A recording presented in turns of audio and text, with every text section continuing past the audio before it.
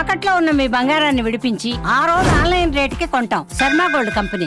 భారతదేశం అనేక సంస్కృతి సంప్రదాయాలు ఆచార వ్యవహారాలకు నెలవు. ఒక్కో గ్రామంలో, ఒక్కో రాష్ట్రంలో ఒక్కో ఆచారం ఉంటుంది. జాతి మారే కొద్దీ సంప్రదాయాలు కూడా మారిపోతాయి. పండుగలు, పెళ్లి ఇలా అన్నింట్లోనూ వ్యత్యాసం కనిపిస్తుంది. మీ ముందుకు ఇప్పుడు ఒక వెరైటీ సంప్రదాయం తీసుకొస్తున్నా.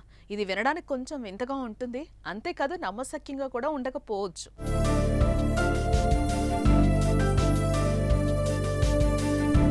పిల్లలంటే పెళ్లి తర్వాతే. దేశవ్యాప్తంగా ఇదే కదా సంస్కృతి.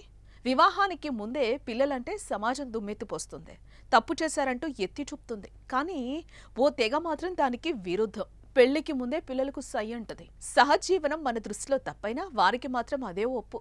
పెళ్లికి ముందే నచ్చిన వారితో సహజీవనం చేసి పిల్లల్ని కనే సంప్రదాయం ఆ తెగలో అతి సాధారణ విషయం. దీని గురించి ప్రశ్నించే హక్కు, అధికారం అక్కడెవరికీ లేదు.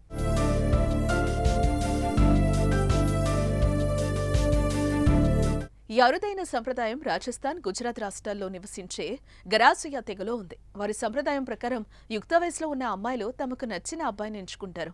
ఇలా ఎంపిక కోసం ఓ జాతరను కూడా నిర్వహిస్తారు.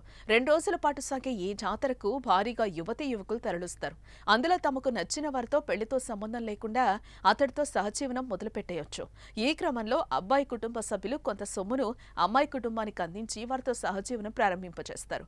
ఇప్పుడే కాదు, భవిష్యత్తులో ఈ జంట వివాహం చేసుకోవాలని నిర్ణయించుకున్న సమయంలోనూ పెళ్లి ఖర్చులన్నీ వరుడు కుటుంబ సభ్యులే భరిస్తారు. పైగా వరుడి ఇంట్లోనే పెళ్లి వేడుకలన్నీ ఘనంగా నిర్వహించే ఆచారం ఇక్కడ దశాబ్దాలుగా కొనసాగుతోంది.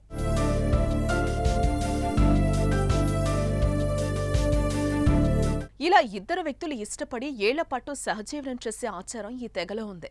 ఏ క్రమంలో పిల్లల్ని కూడా కనొచ్చు. వారి సహజీవనం కొన్నేళ్లు సాగగా జీవితంలో స్థిరపడగలం అనే నమ్మకం వచ్చాక పెళ్లి చేసుకుంటారు.